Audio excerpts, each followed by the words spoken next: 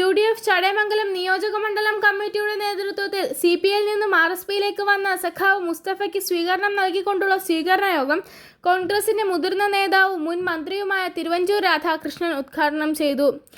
RSP കാരണവരും ദേശീയ secretariat അംഗവും UTUC അഖിലേന്ത്യാ പ്രസിഡന്റുമായ AA അസീസ് ex-MLA, മുസ്ലിം ലീഗ് നേതാവ് Najeeb Kanthapuram, KS Venugopal, advocate Haskar, VO Sajan, Nasar Khan, Manjappara Saleem തുടങ്ങിയ UDF നേതാക്കന്മാർ പങ്കെടുത്ത് സംസാരിച്ചു.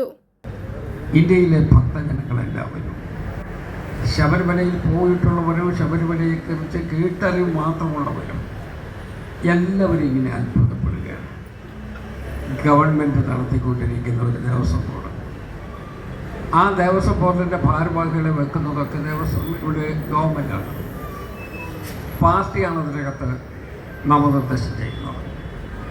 ആ ബോർഡംഗങ്ങളിൽ മന്ത്രിമാരുടെ പ്രതിനിധികളാണ് ഒരാൾ. ശ്രീ അസീസ് സാലിനൊക്കെ ഇത് വളരെ കൃത്യമായിട്ടറിയാം. അതിലൊരാൾ മന്ത്രിമാരുടെ പ്രതിനിധിയാണ്. മന്ത്രിസഭയായതുകൊണ്ട് പിണറായി വിജയൻ്റെ മുമ്പിൽ വോട്ടെടുപ്പിന് ധൈര്യത്തോടു കൂടി പറയാൻ ആരും തയ്യാറാകാത്തത് കൊണ്ടൊരു പേര് പറഞ്ഞാൽ എല്ലാവരും വോട്ട് എന്നൊക്കെ പറയും. കൃത്യമായി വോട്ടെടുപ്പ് നടക്കില്ല, പക്ഷേ മന്ത്രിമാരുടെ പ്രതിനിധിയായിട്ട് ഒരാൾ വരുന്നത്. MLAമാരുടെ പ്രതിനിധിയായിട്ടാണ്. അവിടെ ക്ഷേത്രപ്രവേശനത്തിൽ അല്ലെ ക്ഷേത്രാരാധനയിൽ വിശ്വസിക്കുന്ന MLAമാർ, അവരുടെ പ്രതിനിധികളായിട്ടാണ് ഒരാൾ വരുന്നത്, ഗവൺമെൻറ് നോമിനേറ്റ് ചെയ്യുന്ന ഒരാൾ. അപ്പോൾ അവിടെ നടക്കുന്ന ഈ ഭരണത്തിൻ്റെ നിയന്ത്രണം പിന്നെ ആർക്കാണ് ഇത് ഞാൻ പറയേണ്ട കാര്യമില്ലല്ലോ. ദേവസ്വം ബോർഡാണ് അവിടുത്തെ ഉദ്യോഗസ്ഥന്മാരെയൊക്കെ നിയമിക്കുന്നത്. ഞാനിത് പറയാൻ കാരണം, ഇന്നലെയും മെലിയാതുമായി നടന്ന നിയമസഭയിലെ ചർച്ചയ്ക്കകത്ത് ഒരു കാര്യം അവർ ചോദിച്ചു. അതുകൊണ്ടാണ് ഞാനിത് പറയാൻ കാരണം. അവിടെ ആളുകളെ നിയമിക്കുന്നതൊക്കെ ദേവസ്വം ബോർഡാണ്. മുരാരി ബാബു എന്ന് പറയുന്ന വ്യക്തി ഇപ്പോൾ ജയിലിൽ നിന്ന് പുറത്തോട്ട് പോകുന്നതുകൊണ്ട് പ്ലാസ്റ്റിക് കവറും ഒക്കെ പിടിച്ച് സെൻട്രൽ ജയിലിൽ നിന്ന് ഇറങ്ങിപ്പോയിരുന്നത് ഞാൻ വിഷ്വലിലൂടെ കണ്ടതാണ്. മുരാരി ബാബു നേരത്തെ ഏറ്റുമാനൂർ ക്ഷേത്രത്തിലായിരുന്നു 2019. ഏറ്റുമാനൂർ ക്ഷേത്രത്തിൽ അദ്ദേഹം ഇരിക്കുന്ന സമയത്താണ് അവിടെ ഏറ്റവും വലിയ ക്ഷേത്രക്കൊള്ള നടത്താൻ പറ്റുന്ന സാഹചര്യത്തിലേക്ക് എത്തിക്കുന്നതിന് വേണ്ടി 7.5 പൊന്നാന എടുത്ത് പുറത്തു കൊണ്ടുവന്നു. അപ്പോൾ ദേവസ്വം ബെഞ്ചുണ്ട് ഹൈക്കോടതിയുടെ.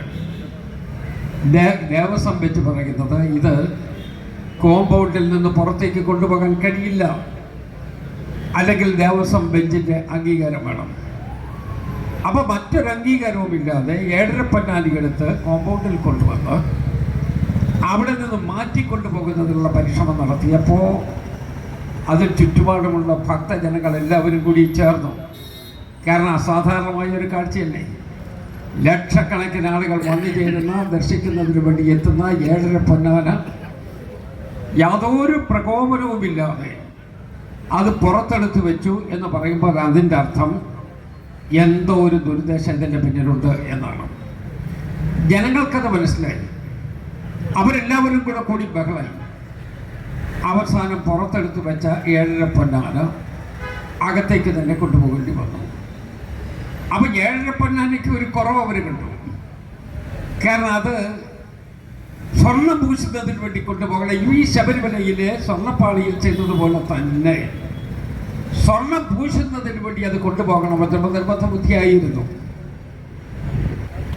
സ്വർണം പൂശുന്നതിന് വേണ്ടി കൊണ്ടുപോയാൽ പിന്നെ തിരിച്ചെങ്ങനെയാണ് കൊണ്ടുവരുന്നത് എന്നത് ഞാൻ നിങ്ങളോട് പറയേണ്ടതില്ല.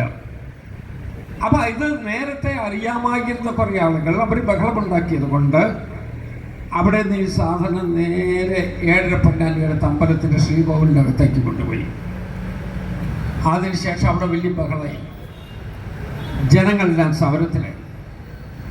ആ സമരം മൂർച്ഛിച്ച് കഴിഞ്ഞപ്പോൾ അവർ പറഞ്ഞു ഇതിനകത്തെല്ലാം ചില കുഴപ്പക്കാരുണ്ട്. അകത്തിരിക്കുന്ന കുഴപ്പക്കാരും പുറത്തുള്ള കുഴപ്പക്കാരും നിയന്ത്രിക്കുന്ന കുഴപ്പക്കാരും, ഈ കുഴപ്പക്കാരെല്ലാവരും കൂടിയാണ് ഈ പണി ഒപ്പിച്ചെടുത്തത്. അതുകൊണ്ട് അവർക്കെതിരായിട്ട് നടപടി വേണമെന്ന് പറഞ്ഞു. നമ്മളുടെ ഇപ്പോഴത്തെ ദേവസ്വം മന്ത്രി ശ്രീ വാസവൻ അദ്ദേഹം എന്ത് ചെയ്തു? അദ്ദേഹം ഈ മുരാരി ബാബുവിനെ സന്നിധാനത്തിലേക്ക് മാറ്റി. സ്പെഷ്യൽ ഓഫീസറാക്കി വെച്ചു.